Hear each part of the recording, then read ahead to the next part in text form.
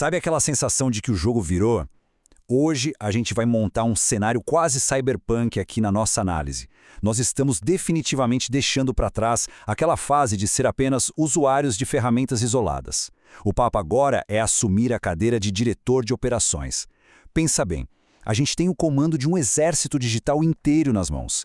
E dominar essa nova inteligência artificial não é mais só sobre quem gera um texto ou uma imagem mais rápido, é pura estratégia. Nós nos tornamos, literalmente, os arquitetos da inteligência. E o que a gente vai ver agora é o nosso manual de operações. O nosso roteiro é bem direto. Vamos passar pela visão macro do fluxo multimodal, a aplicação da cadeia de pensamento, o diagrama do raciocínio lógico, o ciclo de refinamento de código e, por fim, o nosso resumo e conclusão épica. Então, começando com o número 1, a visão macro de um fluxo multimodal. Bom, o verdadeiro poder da engenharia de prompts moderna não está em ficar disparando comandos soltos por aí. A sacada é construir um projeto sólido de ponta a ponta. Imagina um plano arquitetônico de 4 passos para criar uma landing page totalmente funcional. O passo 1 é a estratégia pura, no nível administrativo. Aí a gente vai para o passo 2, que é a arquitetura web, planejando a estrutura da coisa toda. O passo 3 entra para cuidar do visual, gerando as imagens da marca. E, finalmente, o passo 4, que é onde a magia acontece. E transformamos todo esse planejamento em programação real, em código. É basicamente uma linha de montagem super integrada, sabe? Onde cada etapa alimenta perfeitamente a próxima. Indo para a seção 2, aplicando a cadeia de pensamento. Olha só, para que essa linha de montagem não quebre sobre o peso de tarefas muito complexas, a gente precisa de uma fiação interna bem robusta. É aqui que entra a cadeia de pensamento, ou o famoso Chain of Thought. Não é só jogar uma pergunta e rezar por uma resposta boa. A gente força a máquina a listar o raciocínio dela. Quando a gente exige que a inteligência pense passo a passo antes de dar o resultado final, aqueles erros lógicos bizarros e as famosas alucinações caem drasticamente. É tipo a diferença entre pedir para alguém simplesmente adivinhar um resultado de matemática e exigir que a pessoa te mostre a conta inteira no papel. Muda tudo. Número 3. O diagrama do raciocínio lógico. E como é que esse cálculo acontece lá dentro no núcleo de processamento? A lógica tradicional faria a gente ir direto do comando para a criação do código, certo? Errado.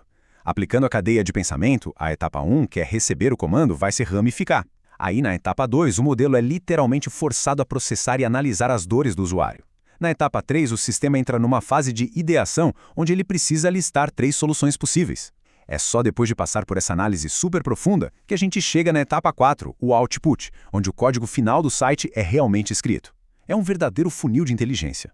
E o que eu chamo de prompt mestre dessa técnica ancora toda essa teoria abstrata num cenário real de programação. A regra que a gente usa é super clara. Antes de criar o código do site, analise as dores da persona X, liste 3 soluções possíveis e só então escreva o conteúdo da página. Percebe o que aconteceu aqui? A gente não dá margem para atalhos. Isso obriga a inteligência a construir uma ponte lógica muito sólida antes de entregar o produto final na nossa mão. Número 4. Ciclo de refinamento e código. Agora, e quando a resposta vem ruim? Imagina que a IA gerou um código HTML para nossa landing page, mas a barra de navegação simplesmente quebrou no celular e o CSS não carregou. De quem é a culpa? A nossa tendência natural é colocar a culpa na ferramenta, né? Mas a grande verdade que a gente precisa encarar é que na esmagadora maioria das vezes o erro está na nossa própria instrução. Para resolver isso, a gente usa um checklist de diagnóstico incrível para investigar esse código quebrado. Faltou dar contexto sobre a biblioteca CSS que estávamos usando? O papel de desenvolvedor front-end que a gente atribuiu à IA estava vago demais? Ou será que o formato de saída que a gente pediu não separou os arquivos HTML e CSS do jeito certo? É literalmente um processo de investigação sistemática. A gente encontra os buracos nas diretrizes originais para conseguir resgatar a qualidade daquele código.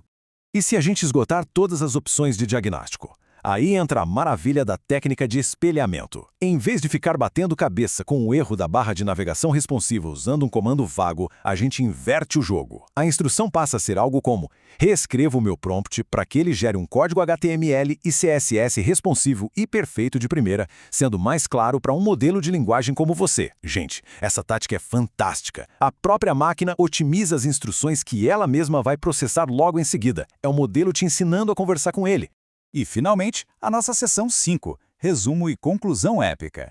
O ponto crucial de tudo isso que a gente conversou fica muito bem destilado em 3 pilares principais. Primeiro, a integração é a chave do negócio para conectar todas as áreas, desde o design lá no começo até o código no final. Segundo, a gente tem que pensar passo a passo, dividindo problemas gigantes em etapas menores usando a cadeia de pensamento. E em terceiro lugar, é absolutamente fundamental atuar como os curadores dessa operação toda. Porque, no fim das contas, a IA gera a matéria-prima e faz isso de uma forma absurdamente rápida. Mas é o arquiteto da inteligência, sentado na cadeira de comando, quem garante a qualidade técnica do que está sendo produzido. O nosso trabalho deixa de ser o de um mero executor e passa a ser o do editor final, do estrategista-chefe. A responsabilidade por ditar os rumos do projeto e aprovar o código é, e sempre será, 100% humana. As ferramentas vão mudar constantemente e os processos só vão ficar mais rápidos.